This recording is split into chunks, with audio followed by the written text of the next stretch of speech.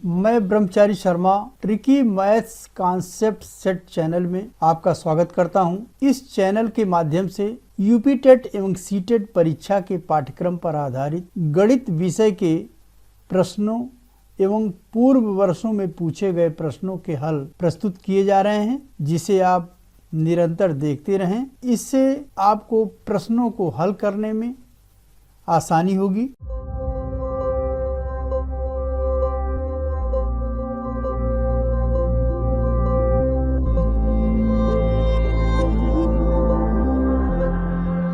आज मैं UP TET फरवरी 2014 के गणित विषय के प्रश्न पत्र का व्याख्यात्मक हल प्रस्तुत करूंगा। इसके पूर्व के वीडियो में मैंने इसी वर्ष के 15 प्रश्नों का हल प्रस्तुत किया था। प्रश्नों का अभ्यास निरंतर करते रहें। प्रश्न है, 4 ट्रैफिक लाइट्स क्रमशः 30 सेकेंड, 45 सेकेंड, 60 सेकेंड और 120 सेकेंड में लाल संकेत देती हैं।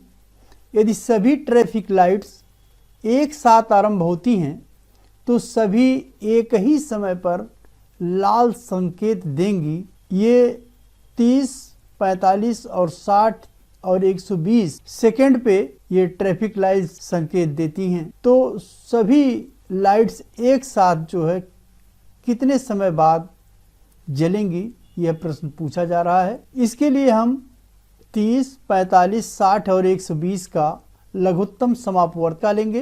30, 45, 60 और 120, इसमें हम किसी ऐसे फैक्टर को लेंगे जिससे कोई भी एक या एक से अधिक ये संख्याएं कट जाएं। जैसे हमने 2 लिया, 2 से 2 15 आया, 30 कट गया। 45 नहीं कटा, 45 उतार लेंगे, 60 30 आया। 120 को हम 2 से भाग देंगे तो 60 आएगा। पुनः हम 2 से इसे काटेंगे, 15 नहीं कटेगा, 15 उतार लेंगे। 45 भी नहीं कटेगा, 45 उतार लेंगे। 30 में 2 से भाग देंगे, 15 आएगा। 60 में 2 से भाग देंगे, 30 आएगा। पुनः हम इसे 2 से काटेंगे, 15 उतार लेंगे, 45 उतार लेंगे, 15 यहाँ भी उतार लेंगे और 30 में जब 2 से भाग देंगे तो 15 आएगा। अब 2 से कटने वाली कोई भी संख्या नहीं है तो हम इसे 3 से काटेंगे। 3 पचे 15, 5 आया। 3 15 आ गया। 45 में 3 से भाग देने पर 15 को 3 से देंगे तो 5 आएगा और यहाँ भी 5 आएगा। 15 3 से कट सकता है तो 3 से हम भाग देंगे, 3 5 उतर जाएगा। 3 पचे 15, 5 और 5। अब कोई भी संख्या ऐसी नहीं है जो 3 से कटने वाली है। अब हम इसे 5 से काटेंगे। 5 1 5, 5 1 5, 5 1 5, 5 1 5 और सब 1 1 आ गया। तो ये जितने भी फैक्टर हैं इसके 2 गुणे 2 गुणे 2 गुणे 3 गुणे 3 गुणे 5, इन सब का हम मल्टीप्लाई करेंगे। जैसे हमने 2 का यहाँ पर 5 में मल्टीप्लाई किया तो 10 आ गया। शेष जो है 2 दूनी 4, 3 12, 3 36, तो गुणे 36 हो गया। तो 36 में 10 का गुणा करेंगे, सीधे 360 सेकंड आ जाएगा। और इसका जो करेक्ट ऑप्शन होगा वो होगा ऑप्शन डी। नेक्स्ट क्वेश्चन है, बिंदु माइनस तो -5 का भुज है, कोई भी बिंदु होता है -2 है। यहाँ पर जो पहला टर्म है बिंदु का, ये भुज होता है और दूसरा कोटि होता है। तो यहाँ पर -2 भुज है और -5 जो है कोटि है। तो इसमें भुज बताना है तो इसका आंसर जो है -2 आएगा। ऑप्शन बी करेक्ट ऑप्शन होगा। नेक्स्ट क्वेश्चन, यदि संख्या 23,58,000 3AB है जो 80 से पूर्णतया विभाज्य है तो a - b का मान निकालना है। अगर ये पूरी संख्या 80 से विभाज्य है तो निश्चित रूप से ये तभी विभाज्य होगी जब यहाँ पर 0 होगा। तो b की वैल्यू यहाँ पर 0 होगी और अब इसे हम 0 लिख देंगे। 0 और 0 कट जाएगा, अब बचेगा 8, यानी जो संख्या बचेगी अब वो बचेगा 2 3 5 8 3 a डिवाइडेड 8। यदि इसके अंतिम 3 अंक 8 से डिवाइड हो जाते हैं तो निश्चित रूप से ये पूरी संख्या 8 से डिवाइड होगी। तो 8 3a को हम 8 से डिवाइड करेंगे तो 8 1 जा 8 हो जाएगा, यहाँ पर आएगा 8 और 8 से 8 कट जाएगा, यहाँ पर 3 उतारेंगे, उसके बाद हम फिर भाग देंगे। अगर यहाँ पर भाग नहीं जाता है तो एक 0 उतार लेंगे और उसके बाद दूसरा अंक उतारेंगे a। तो ये की जगह पर यदि हम यहाँ पर ये उतारते हैं तो इसको काटने के लिए 8 चौके 32, यहाँ पर 32 ये कट जाएगा इससे। इसका मतलब ये हुआ कि ए की जगह पर अगर हम 2 ले लें तो ये 32 हो जाएगा और ये संख्या कट जाएगी, तो यहाँ पर ए की जगह 2 होगा। तो ए की वैल्यू 2 आ गई और बी की वैल्यू 0 है, तो a माइनस बी यानी 2 माइनस 0 इज इक्वल टू 2 होगा और इसका जो करेक्ट ऑप्शन होगा वो होगा ए। नेक्स्ट क्वेश्चन, निम्न चित्र में ओ वृत्त का केंद्र है, एंगल ओ सी बी का मान है, एंगल ओ सी बी का मान निकालना है। वृत्त की परिधि पर कोई एक बिंदु हम डी लेते हैं और बी को डी से और सी को भी डी से मिलाते हैं। यहाँ पर एक जीवा है बी सी जो किसी भी वृत्त को 2 वृत्तखंडों में डिवाइड करती है, लघु वृत्तखंड और दीर्घ वृत्तखंड। एक बिंदु जो ए है इसकी परिधि पर इस जीवा द्वारा जो बिंदु ए पर एंगल बनता है वो 100 डिग्री है, ये दिया हुआ है। केंद्र पर बना हुआ कोण होता है, ये परिधि पर बने कोण का दूना होता है। तो अगर ये 100 है तो यहाँ पर ये कोण 200 होगा, 200 डिग्री होगा। और ये एक बिंदु पर 360 डिग्री का एंगल बनता है, तो अगर ये 200 है तो शेष जो एंगल होगा ये होगा 160 डिग्री।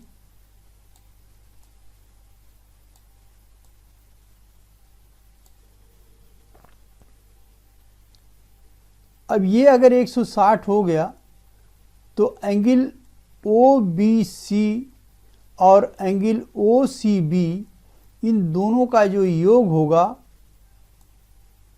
वो होगा 180 में से अगर हम 160 घटा दें तो 20 आएगा, 20 डिग्री होगा।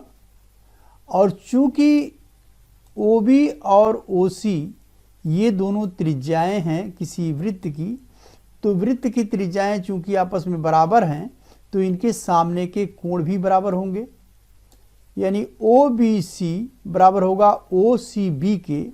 तो ये दोनों एंगल बराबर हैं और दोनों का योग 20 डिग्री है, तो 20 को हम हाफ कर देंगे, ये एंगल दोनों पता चल जाएंगे, यानी 20/2 इज इक्वल टू 10 डिग्री। तो एंगल OCB जो पूछा जा रहा है वो 10 डिग्री होगा और इसका ऑप्शन ए करेक्ट ऑप्शन होगा। नेक्स्ट क्वेश्चन, दो संख्याओं P तथा Q का लघुत्तम समापवर्त्य तथा महत्तम समापवर्तक क्रमशः कैपिटल P तथा कैपिटल Q है। यदि capital P minus small p is equal to small q minus capital Q हो तो इसमें से कौन सा कथन सत्य होगा। यदि कोई दो संख्या है, इसमें पहली संख्या दूसरी संख्या का जो गुणनफल होता है, दोनों संख्याओं के लघुत्तम समापवर्त्य महत्तम समापवर्तक के गुणनफल के बराबर होता है। इसलिए small p into small q बराबर capital P into capital Q। Capital P minus small p is equal to small q minus capital Q, ये दिया हुआ है। कैपिटल Q को लेफ्ट साइड में ले जाएं बराबर के, तो हो जाएगा p plus capital Q is equal to small q plus minus p को हम बराबर के दूसरी तरफ ले जाएंगे तो प्लस p हो जाएगा। अब इन दोनों का अगर हम स्क्वायर करें तो ये हो जाएगा p square plus q square plus 2pq, और इसका स्क्वायर करेंगे तो आएगा small p square plus small q square plus small 2pq। अब चूंकि स्मॉल pq और ये कैपिटल pq दोनों बराबर है, इसलिए हम स्मॉल pq के स्थान पर कैपिटल pq लिखेंगे। यहाँ पे हमने लिखा बराबर के दोनों तरफ 2pq कैपिटल है और 2pq कैपिटल है, तो ये दोनों कट जाएंगे। अब बचेगा capital P square plus capital Q square is equal to small P square plus small Q square, और इसका जो ऑप्शन है वो ऑप्शन ए करेक्ट ऑप्शन होगा। नेक्स्ट क्वेश्चन, चतुर्भुज ABCD के शीर्ष एक वृत्त की परिधि पर हैं।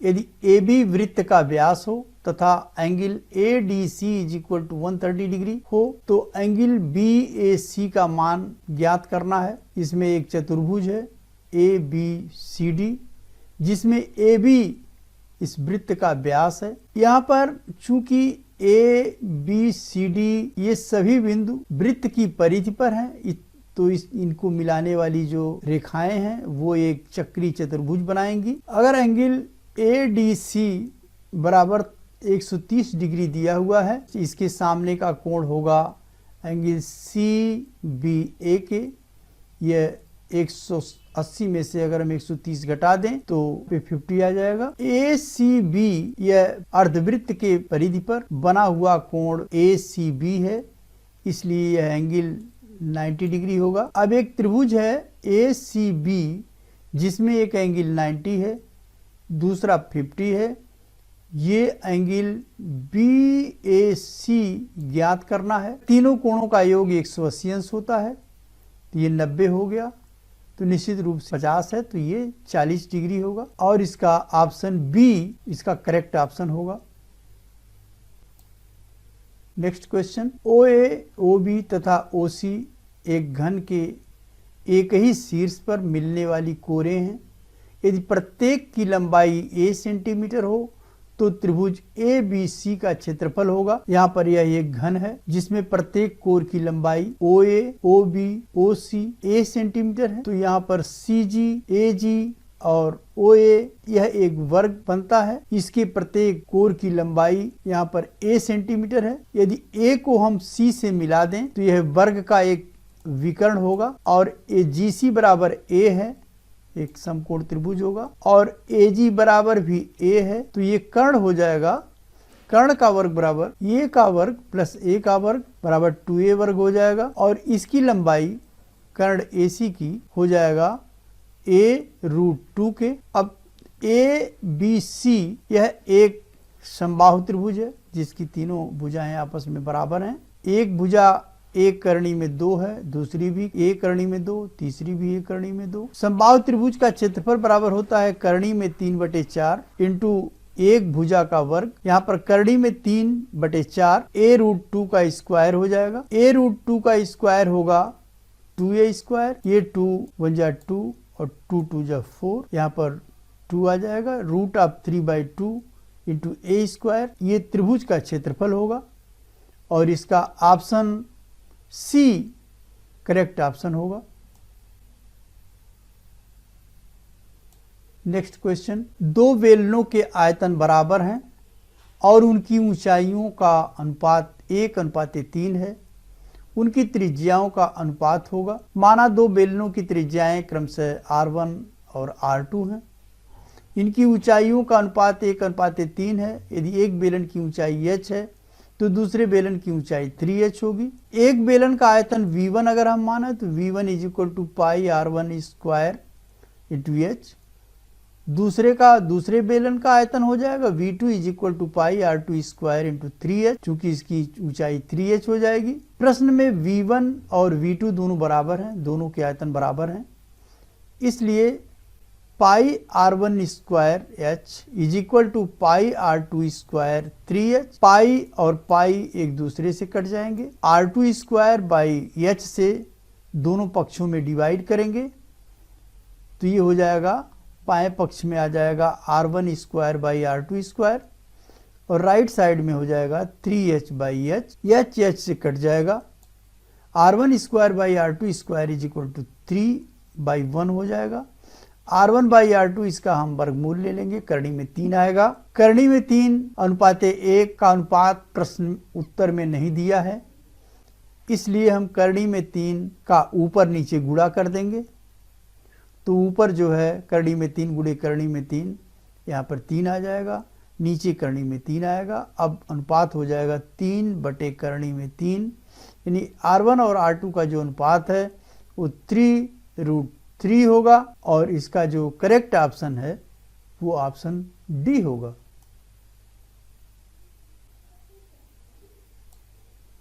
नेक्स्ट क्वेश्चन, दो समरूप त्रिभुजों के क्षेत्रफल क्रमशः 4 सेंटीमीटर स्क्वायर 9 सेंटीमीटर स्क्वायर हैं। इनकी संगत भुजाओं में अनुपात है। त्रिभुज के प्रमेय के अनुसार दो समरूप त्रिभुजों का जो क्षेत्रफल है उनकी संगत भुजाओं के वर्गों के अनुपात में होता है। अगर संगत भुजाएं ए और बी हों तो एक त्रिभुज का क्षेत्रफल बटे दूसरे त्रिभुज का क्षेत्रफल बराबर एक भुजा का वर्ग बटे दूसरे त्रिभुज के दूसरे भुजा का वर्ग, तो ए स्क्वायर बाई बी स्क्वायर हो जाएगा। और ये फल दोनों क्षेत्रफल का अनुपात है वो 4/9 दिया हुआ है। 4/9 बराबर हो जाएगा a square by b square. A by b बराबर हो जाएगा, इसका हम वर्गमूल लेंगे तो 2/3 आ जाएगा। संगत भुजाओं में जो अनुपात है वो 2:3 का अनुपात है, यानी इसका जो करेक्ट ऑप्शन है वो होगा ऑप्शन डी।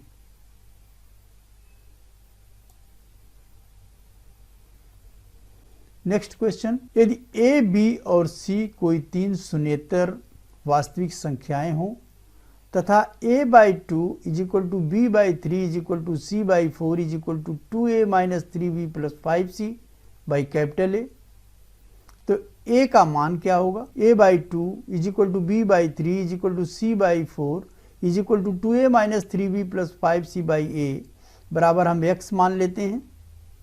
तो इसके अनुसार a = 2x हो जाएगा, b = 3x हो जाएगा, c = 4x हो जाएगा और 2a - 3b / 5c by capital A बराबर x हो जाएगा। इस इक्वेशन में a, b, c की वैल्यू रखेंगे तो यहाँ पर a × 2x - 3 × 3x + 5 × 4x = x हो जाएगा। 4x - 9x + 20x divided by a, तो यहाँ पर 20x - 9x करेंगे तो 11x आ जाएगा। 11x में 4x जोड़ेंगे तो 15x हो जाएगा। 15x divided by a = x, और ये x और x दोनों कट जाएंगे और यहाँ पर ये हम अगर त्रियक गुणा करेंगे तो a = 15 आएगा और इसका जो करेक्ट ऑप्शन है वो होगा डी। नेक्स्ट क्वेश्चन, किसी व्यक्ति के पास 1 रुपये 50 पैसे और 25 पैसे के कुछ सिक्के हैं जिनका मूल्य ₹210 है और अनुपात 5:6:8 है। तब ₹1 के सिक्कों की संख्या निकालनी है। 1 रुपया 50 पैसे और 25 पैसे को हम रुपये में बदलें तो इनका जो रेशियो आएगा 1:1/2 × 1/4 रुपीज़ हो जाएगा। माना कुल सिक्कों की संख्या x है तो सिक्कों के मूल्य का जो अनुपात होगा वो होगा 5:1 अनुपात 6:½ अनुपात 8:1/4 और ये अनुपात हो जाएगा 5:3:2। अनुपाती योग इसमें 5, 3, 8, 2, 10 हो जाएगा। 1 रुपये के सिक्कों का जो मूल्य होगा वो 5/10 × 210, ये 0 इस 0 से कट जाएगा। 21 में 5 से गुणा करेंगे तो 105 रुपये आएगा। 105 रुपये आएंगे और 105 रुपये में 1 रुपये के सिक्के अगर देखे जाएं तो 105 सिक्के होंगे, अर्थात इसका जो करेक्ट ऑप्शन होगा वो होगा डी। नेक्स्ट क्वेश्चन, यदि 3 is less or equal to x, x is less or equal to 10 तथा 5 is less or equal to y and y is less or equal to 15 हो, तब x by y का मान न्यूनतम कब होगा? x by y का जो न्यूनतम मान क्या होगा? x by y का न्यूनतम मान होने के लिए x की वैल्यू मिनिमम होनी चाहिए कम से कम और y की वैल्यू अधिकतम होना चाहिए। तो x की वैल्यू अगर हम मिनिमम देखें सबसे कम है तो वो है 3 से ऊपर फिर 4 होगा, 5 होगा, 6 होगा, 10 तक होगा, x की वैल्यू 10 तक जाएगी, लेकिन सबसे कम वैल्यू यहाँ पर हम 3 पाएंगे, तो यहाँ पे 3, इसके लिए x की वैल्यू हम 3 लेंगे। और y की वैल्यू 5 है या 5 से ऊपर 15 तक है, 15 से कम या 15 तक है, तो इसका जो अधिकतम वैल्यू है वो 15 है, तो y की जगह पर हम 15 लेंगे, तो ये न्यूनतम मान इसका 3/15 होगा। 3 एक के 3, 3 पचे 15, 5 आएगा, और इसका 1/5 न्यूनतम मान होगा, और इसका करेक्ट ऑप्शन C होगा। नेक्स्ट क्वेश्चन, यदि a to the power x is equal to b, b to the power y is equal to c और c to the power z is equal to a हो, तब x y z का शून्येतर मान होगा। यहाँ पर a to the power x is equal to b दिया हुआ है, तो हम दोनों के पावर यदि y कर दें तो लेफ्ट में हो जाएगा a to the power x y is equal to b to the power y, और b to the power y is equal to c दिया हुआ है, तो इसकी जगह पर हम c लिख देंगे, यानी a to the power x y is equal to हो जाएगा c के। अब पुनः हम a to the power x y है, इसके पूरे के पावर यदि हम z कर दें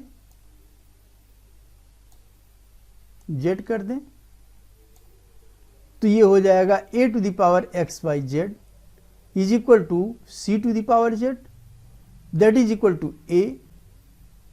a means a to the power 1। अब चूंकि दोनों का बेस सेम है, a है, अगर बेस सेम हो, कोई दो संख्याएं हो, उनके पावर हो और उनके बेस सेम हो, तो हम घातों को बराबर कर सकते हैं। तो यहाँ पर एक्स वाई जेड a की घात है, यहाँ पर a की घात 1 है, तो x y z is equal to 1 होगा, और इसका जो करेक्ट ऑप्शन होगा वो होगा A। नेक्स्ट क्वेश्चन, यदि 1/x प्लस 1/y बराबर u और x y is equal to 1/v हो, तब 1/x square plus 1/y square का मान है। यहाँ पर 1/x प्लस 1/y बराबर u है, तो दोनों पक्षों का स्क्वायर किया जाएगा, तो लेफ्ट साइड में हो जाएगा 1/x square plus 1/y square plus 2/xy is equal to right side में u स्क्वायर हो जाएगा। xy की जगह पर 1/v लिखा जाएगा, 2/1/v is equal to u स्क्वायर, 1/x square plus 1/y square plus यहाँ पर ये 2/1/v है, तो जब यहाँ पर मल्टीप्लाई करेंगे तो ये ऊपर चला जाएगा, तो ये 2v हो जाएगा is equal to u square, और 2v को हम दूसरे साइड में ले जाएंगे तो u स्क्वायर माइनस 2v हो जाएगा। 1/x square plus 1/y square is equal to u square minus 2v, और इसका करेक्ट ऑप्शन C होगा। Next question, 5 to the power x in bracket root of 32 power x by x plus 3 is equal to 50, तो x की value क्या होगी।